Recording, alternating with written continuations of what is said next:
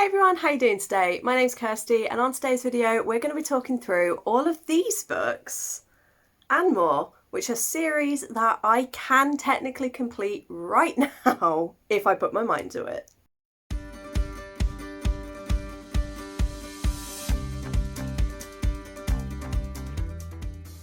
This video is a follow-up to one that I did recently where I went through and wrote down every single series that I have started since I got back into reading in 2019. I then went through and I've talked about all of the ones that I want to still continue, the ones that I've DNF'd, and the ones that I have also completed. And then I thought I'd go a step further and I went upstairs, looked through my shelves and my Kindle and my Audible, and I've managed to find a whole bunch more than I expected, a series that I actually own all of the books to, so I really don't have an excuse to not get these series finished this year, because it's not like I need to wait to buy them or wait for them to be released. As you can imagine, I'm not going to talk in great detail about these books because all of these I have read the first book, so we are at least on book 2, if not more, and I don't really want to give away any spoilers. So if I do talk about them, I'll just sort of talk about what the first book was about. So that way I hopefully don't give anything away. And the first of these is the audiobooks Tyrants Throne by Sebastian de Castell. This is the 4th and final book in the Greatcoat series. And the first book, we have 3 greatcoats who were like the magisters to the king almost like policemen in a way, like really top tier elite ones. And after the king was killed and overthrown by the dukes, they became outcasts and were seen as tattercloaks, and they just lost all of their credibility. And the book starts with them trying to rebuild their respect and rebuild the lives that they've lost. And it's become an amazing series. It's got a lot of politics, it's got a lot of stuff going on that is just brilliant, and it has some of the best characters I've ever read in any series, so I'm really excited to get to this one. Next up we have The Daughter of the Siren Queen by Trisha Levenseller. I'm currently listening to Daughter of the Pirate King on Audible right now. I listened to it a few years ago, so I don't really remember much of what happened, and so I thought before I start the sequel I would like to go back and listen to it again. And yeah, this follows Alosa, who is the daughter of the Pirate King, and she's trying to find this treasure map, so she allows herself to be captured by an enemy pirate ship in order to get their pieces of the map, and adventures happen and await. So I have both books, I can get this one finished. And then for ebooks, again, I don't really tend to get many ebooks in like series, but I did get a bundle deal last year. There was a Kindle sale, and so I got Wicked Fox and Vicious Spirits by Kat Cho. I got both books for like 99p, so I own it. I may as well get to it. Yeah, this one's set in South Korea as well, which, as I'm more interested and more involved in South Korean culture these days than I was 3-4 years ago, I'm a lot more interested in wanting to see what it's about and where it's going to go.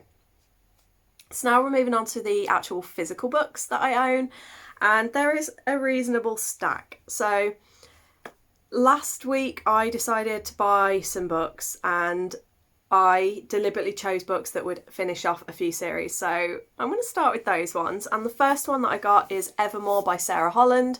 This is the sequel to Everless that I read last year, and so I want to get to this one pretty quick because I still remember the first book well enough that I don't need to reread it. And I think that's going to be a thing that I start doing in future, is I want to read series straight after each other because I keep leaving it too long between books and I don't want to have to keep rereading things. I then picked up Bookish and the Beast by Ashley Poston, which is book 3 in the Once Upon a Con series. I also have book 2 here. And I loved book 1. It was a Cinderella, modern day, quirky, nerdy girl retelling, and it was fantastic. And I did start Princess and the Fangirl last year. I got 60 pages in, and I thought again it was really good. I love the writing. So these are going to be quite a fun, quick read to get onto. Next up we have one that I'm absolutely terrified to get to. And I think I included it in a video recently where I was like, these are books that I don't want to read and I'm scared because it's the finale and it's going to break me. and that is Queen of Vaults by Amanda Foody. Partly it is quite a chunky book. The writing is tiny in this as well, so if it was normal size writing it'd be about 800 pages. With everything that happened in the second book, I was left broken and in tears, and I am scared to get to this one. But I really like this series. It has a fantastic, unique magic system that revolves around your family's bloodline, and each bloodline has its own talent and ability, and everyone has like their main talent and a secondary one, and I just think it's so cool how it all weaves together, so definitely check it out. We then have another one that I bought last week. I read the first book, I was completely blown away, and I knew I had to get the next two. I also met the author at Yout last year and I took part in one of her workshops, and she was just the loveliest person on the planet, and I really want to do some candles for her as well, and that is the second and third book in the Midnight's Twins trilogy by Holly Race. So we have book 2 and book 3, and these covers are just so beautiful. Like, these are probably some of my all-time favourite covers of any book series ever. And yeah, the first book, you know, really hit me in a way I didn't expect, and I reckon these are going to also kill me. But what I like about these, that I struggle with a lot of trilogies, like the first book will be this thick, the second book will be that, and then the third's like this thick, and it's always like double the size. What I like is that Holly's series, they're all about the same page length. I'm slightly nervous to read these. We then have one that I'm also slightly reluctant to read, but for a different reason, and that is For the Throne by Hannah Witten.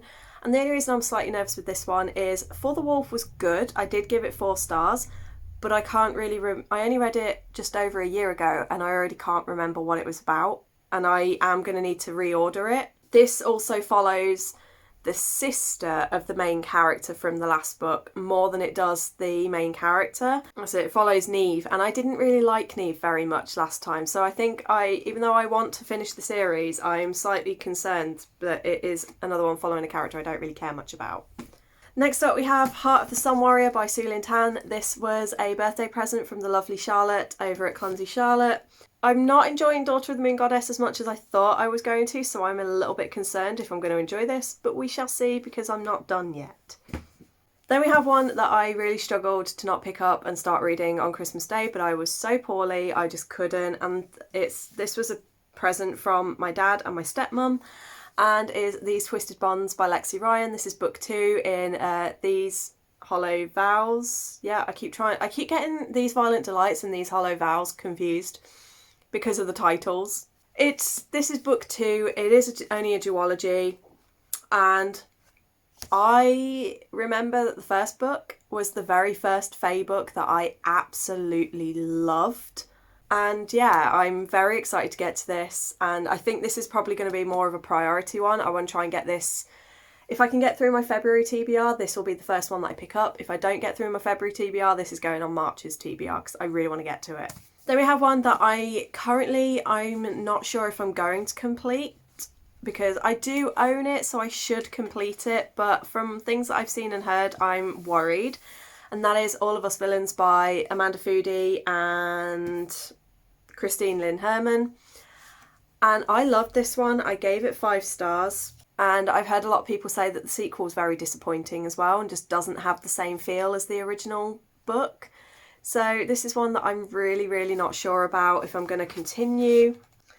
And then the final book is the one that I'm hopefully saving the best till last. But I am not even low-key, I am high-key petrified that this book is going to eliminate me. And that is Girls of Fate and Fury by Natasha Nyan. The second book had me crying so hard that I had to put the book down. But yes, these are books that deal with sexual assault, trauma, PTSD. It has a very in-depth world. It has political stuff going on. And there was just a very unexpected, like, Natasha has made it very clear that she is not afraid to kill off people's favourite characters. And she will hurt you and damage you in ways that you don't expect. And I'm like, great, thanks. But she also handles trauma, and especially around people who have been sexually assaulted and violated. She handles it so beautifully. It isn't just something that, oh, look, this is a thing that I'm throwing in because I want to. It actually talks about the recovery from that and how people react after it's happened. And I think she is a very, very powerful writer. But yeah, I am absolutely petrified to finish this series because, yeah, it's going to break my heart. And yeah. So yeah, all in all, that was, I think, I'll have a quick count. Quick calculations, that was 12 series that technically I could just finish. So that video that I did the other day where it was something like 72 ongoing series, I can bring that down to 60. But yeah, it does mean reading a massive stack of books in order to do that. You know, it involves reading all of this. And yeah, there's going to be a lot of angst in there, I reckon. But it is my plan to try and get through as many of these as possible this year. And I'm probably going to do a couple of my weekly reading vlogs. I will focus particularly on finishing some of these series. Let me know in the comments, are there any series that you currently own that you know that you've been sort of sitting on and are scared to continue or finish or putting off for any reason? So let me know in the comments below. I hope you're all good, hope staying safe, and I'll see you on the next video.